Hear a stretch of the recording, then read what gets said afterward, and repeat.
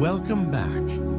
In an attempt to help you to achieve greatness today, we are going to talk about loving without condition by Jesus, Rumi, Mother Teresa, Hafiz, their effects and love in general, and how society is shaped by simple, essential love. We are unity of consciousness, where we help you to achieve personal and spiritual growth.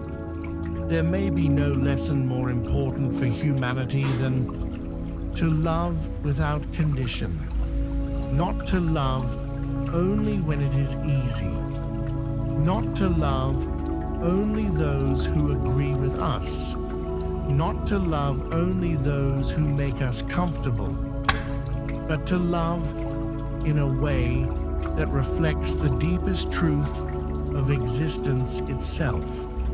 A love that does not depend on status. A love that does not shrink in the face of pain. A love that does not ask, "What will I get in return?" A love that simply gives, uplifts, heals, forgives, and transforms. This kind of love has been taught by the greatest spiritual voices across time. Jesus taught us to love even our enemies. Rumi taught us that love is the bridge between the human soul and the divine. Mother Teresa showed the world that love is not merely a feeling, but action in its purest and most sacred form. And Hafiz reminded us that the heart was made not for fear, but for union, joy, compassion, and divine tenderness. Though they lived in different places and times, and spoke through different languages and traditions, they all carried the same eternal truth. Love is the highest path, and perhaps today, more than ever before, humanity needs to remember it. Because we live in a world of division, a world of speed, comparison, anger, loneliness, and emotional exhaustion. A world where many people are starving, not only for food or success, but for kindness, belonging, gentleness, and real human warmth. We have advanced in technology. We have built systems, networks, and machines, but many hearts remain deeply wounded. And so the teachings of unconditional love are not old teachings. They are not outdated ideals. They are not poetic luxuries for the spiritually curious. They are medicine. They are guidance for how to live, how to heal, how to connect, how to become fully human. Today, we are going to reflect on the deepest lesson behind the teachings of Jesus, Rumi, Mother Teresa, and Hafiz, and why their message still matters, not just spiritually, but personally, socially, emotionally, and globally. Because if humanity is to evolve in wisdom, in peace, and in truth, then it must remember how to love without condition. Let us explore this more. The most important lesson to learn and teach is love is not a reward. It is a way of being, and that real love is not transactional. It is transformational. Most people are taught love in a conditional way. I will love you if, I will care if, I will forgive if, I will show kindness if you deserve it. And that is how much of the world operates. But conditional love is fragile. It changes with mood. It changes with circumstances. It changes with ego, fear, disappointment, and pride. Unconditional love is different. It does not mean allowing abuse. It does not mean having no boundaries. It does not mean becoming weak, passive, or self-neglectful. It means choosing to remain rooted in compassion, dignity, truth, and grace, even when life becomes difficult. It means seeing the humanity in others, even when they have forgotten it in themselves. It means refusing to let hatred define your spirit. And this is why unconditional love is one of the hardest teachings in the world. Because it asks us to rise above instinct, above revenge, above ego, above self-protection disguised as superiority, above the endless need to be right. It asks us to become larger than our pain. And that is not easy, but it is sacred. Because every great spiritual teacher understood something humanity still struggles to learn. Love is not merely an emotion. It is a state of consciousness. It is a way of seeing. It is a way of responding. It is a way of walking through this world without becoming hardened by it. We further explore love as a state of being more through. Among the most radical teachings ever given to humanity were the teachings of Jesus on love. Not because they were soft, but because they were spiritually revolutionary. To love your neighbor is already powerful, but to love those who hurt you, to forgive, to bless those who curse you, to answer hatred with love, that is a level of spiritual mastery that the human ego resists with all its strength. And yet Jesus taught this because he understood something essential. Hatred multiplies suffering. Love interrupts it. When someone hurts us, the natural impulse is retaliation. We want justice, but often what we seek is emotional repayment. And that cycle has shaped families, communities, nations, and history itself. One wound becomes another wound. One act of cruelty becomes another. One humiliation becomes generational bitterness. Jesus did not teach love because pain is acceptable. He taught love because pain must not become identity. He showed humanity that forgiveness is not surrender to evil. It is liberation from becoming consumed by it. This is one of the most misunderstood lessons of all time. Forgiveness does not mean saying, "What happened was fine." It means saying, "What happened will not own my soul." And that is powerful. In a world where so many are emotionally carrying betrayal, disappointment, abandonment, and anger, the teaching of Jesus remains profoundly relevant.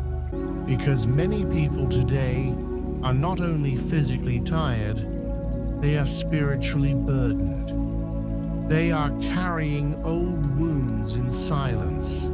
They are replaying old pain in their minds. They are waiting for apologies that may never come. And the heart becomes heavy when it is filled with unresolved hurt. Jesus calls humanity toward a deeper freedom, to love in a way that is rooted in God, not in reaction, to become people of mercy, people of compassion, people who do not return darkness for darkness. This does not make a person weak. It makes them free. And if more people today practiced even a fraction of that teaching, families would heal, communities would soften, and many inner wars would finally end. Rumi's teachings are equally important. Love as union with the divine. If Jesus teaches us the moral courage of love, Rumi teaches us its mystical depth.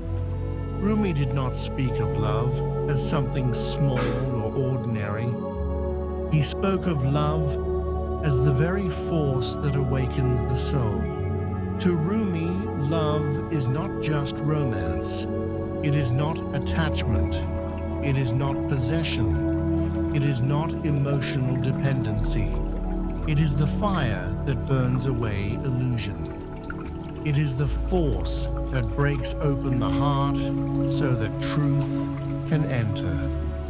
Rumi understood that many people spend their lives looking for love outside themselves while remaining disconnected from the sacred source within. And this is still true today.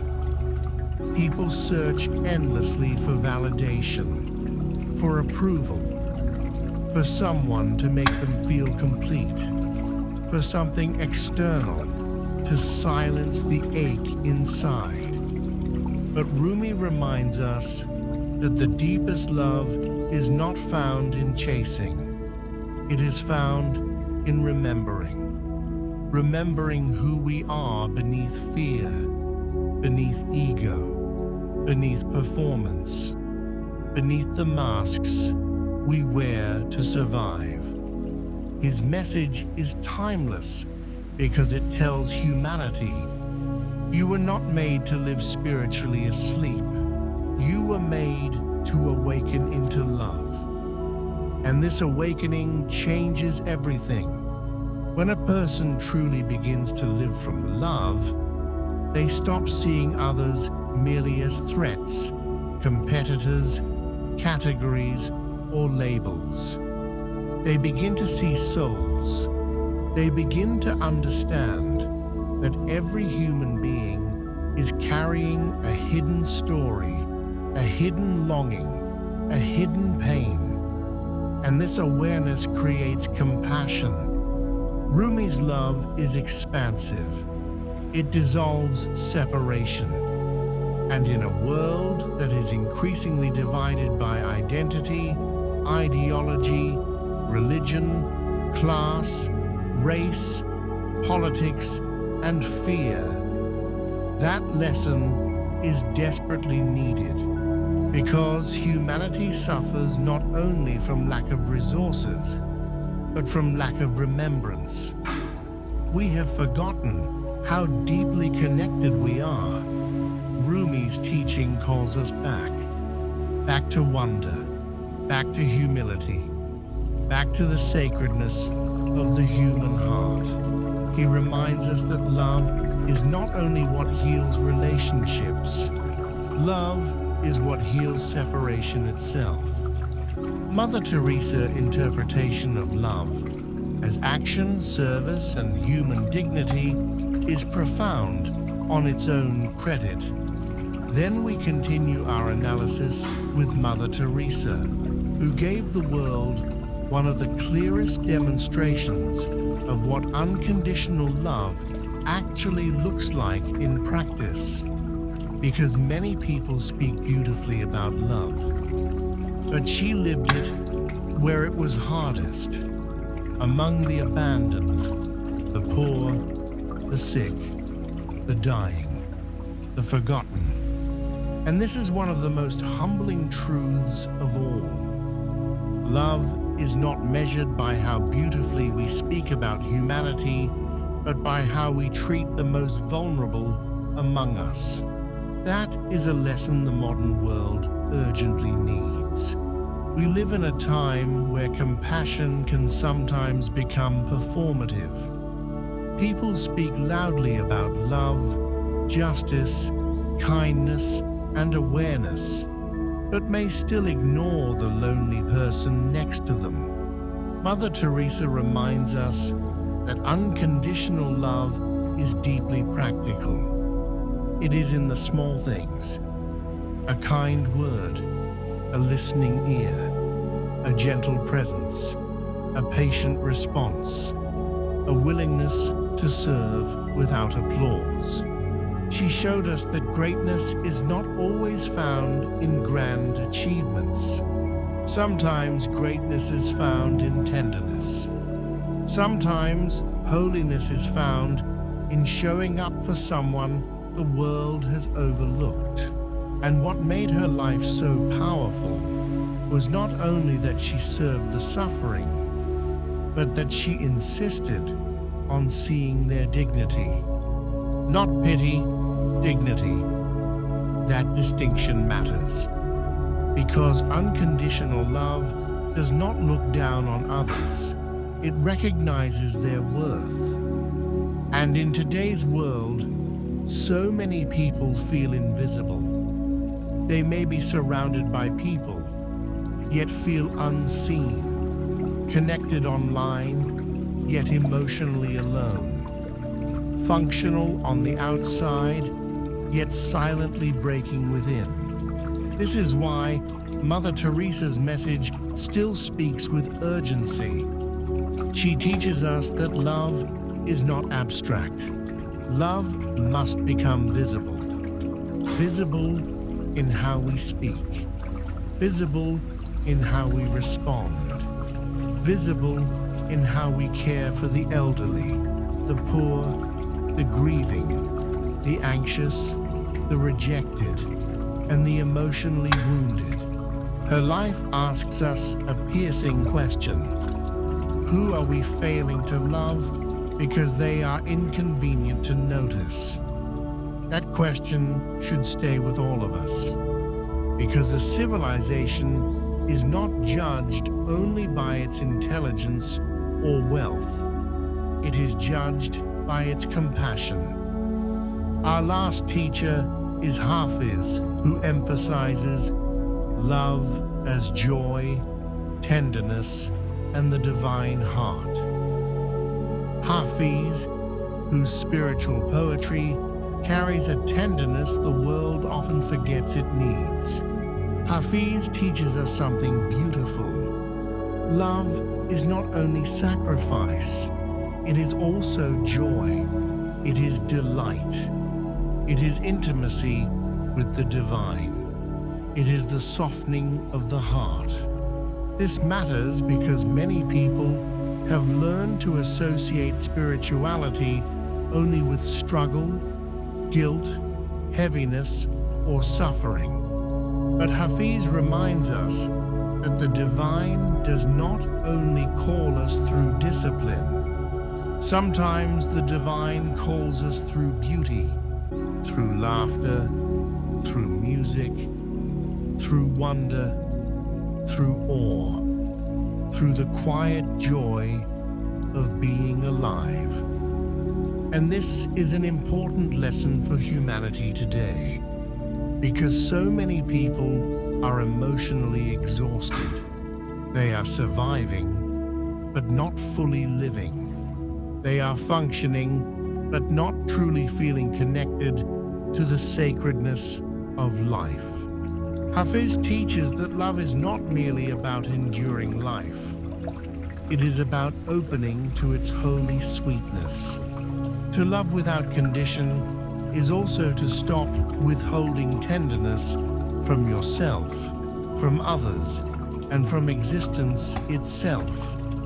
It is to allow joy to be part of your spiritual path. It is to see that the heart is not only a place of pain, it is also a place of divine celebration.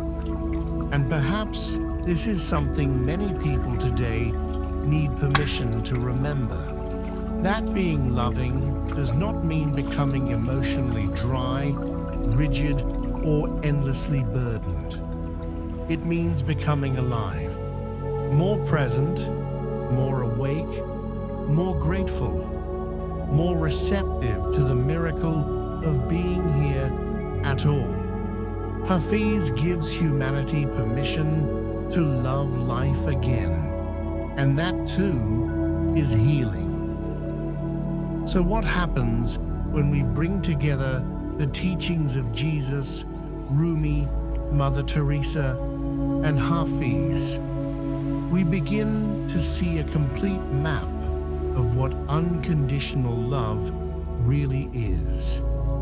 From Jesus, we learn that love forgives and liberates.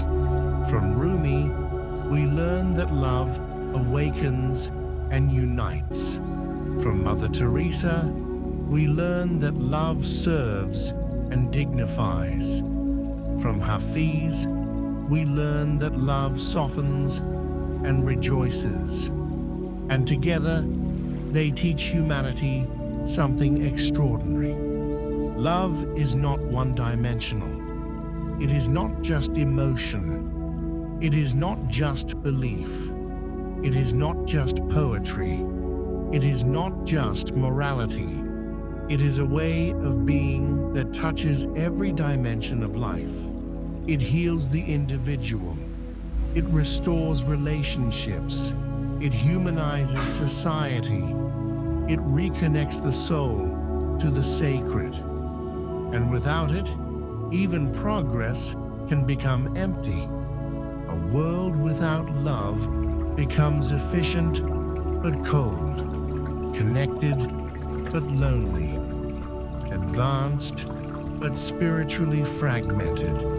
This is why these teachings matter now, because humanity is not only in need of information, humanity is in need of transformation. We need a deeper moral and spiritual intelligence. We need to raise children who know empathy, not only ambition. We need communities that value compassion, not only performance.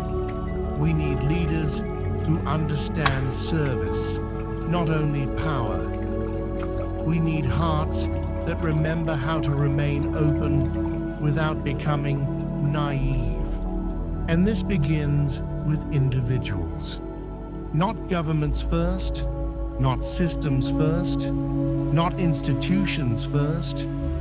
It begins with the human heart, with how we respond to disappointment, with how we speak to those who disagree with us, with how we treat strangers, with how we care for the hurting, with how we carry ourselves when no one is watching. Because love without condition is not only a spiritual teaching to admire, it is a discipline to embody, a daily choice, a courageous one. And perhaps the greatest tragedy of the modern age is not that we have too little knowledge. It is that we often fail to live by the truths we already know. We know kindness matters. We know cruelty wounds. We know compassion heals. We know forgiveness frees. We know tenderness saves lives. And yet the world often forgets. That is why voices like Jesus, Rumi, Mother Teresa, and Hafiz continue to echo across centuries. Because truth does not expire. And love, real love, is always relevant. So, if there is one lesson to carry from all of these teachings, it is this: love is the highest form of human maturity. Not power, not status, not wealth, not intellect alone, but love. The kind of love that remains compassionate in a harsh world. The kind of love that chooses mercy over revenge, the kind of love that sees beyond surface and remembers the soul, the kind of love that serves quietly, forgives deeply, and lives truthfully. This is not always easy. In fact, it may be one of the hardest paths a human being can choose, because to love without condition requires inner strength. It requires humility. It requires healing. It requires spiritual discipline. And sometimes it requires us to become the very thing we once needed from others. But this is exactly why it is so powerful. Because every act of unconditional love becomes a resistance against the darkness of the world. Every act of forgiveness interrupts suffering. Every act of compassion restores dignity.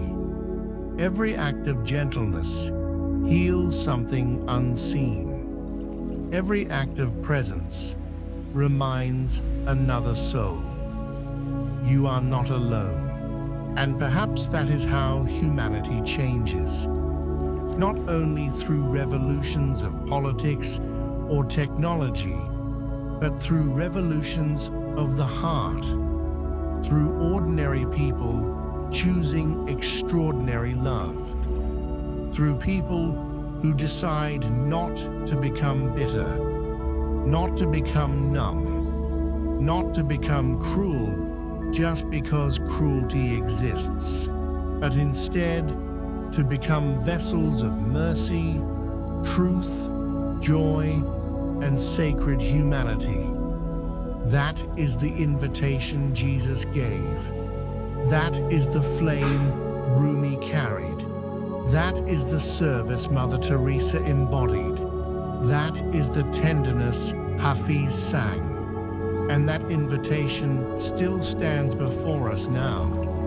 To live with a more open heart, to love more deeply, to judge less quickly, to serve more sincerely, to forgive more courageously, to recognize the divine in one another, and to remember that love is not weakness. Love is the greatest force we have. If humanity is ever to truly heal, it will not happen through fear. It will happen through awakening, and awakening begins in the heart. So may we not merely admire these teachings, may we live them. May we carry them into our homes, our relationships, our conversations, our communities, and our inner lives. We are unity of consciousness, where we help you to achieve personal and spiritual growth.